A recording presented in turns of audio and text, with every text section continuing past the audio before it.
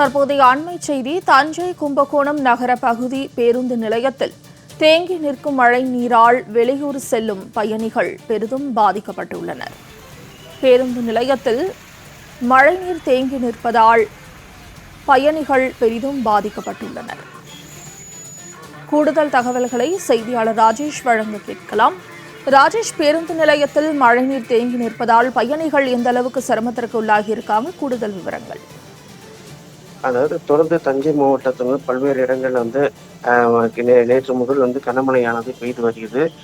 குறிப்பாக சொல்ல போனால் தஞ்சை மாவட்டம் கும்பகோணத்தில் பேருந்து நிலையத்தில் பல்வேறு பகுதிகளில் மழைநீர் தேங்கி நிற்பதால் பயணிகள் மிகவும் அவதிப்பட்டு வருகின்றனர்.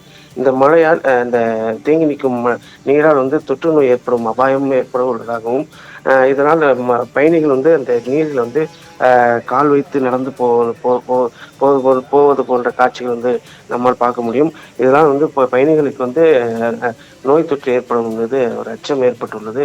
உடனடியாக அந்த நகராட்சி உடனடியாக மழைநீர் அகற்றப்பட வேண்டும் என பொதுமக்கள் கோரிக்கை விடுத்துள்ளனர். ராஜேஷ், தகவல்களுக்கு நன்றி.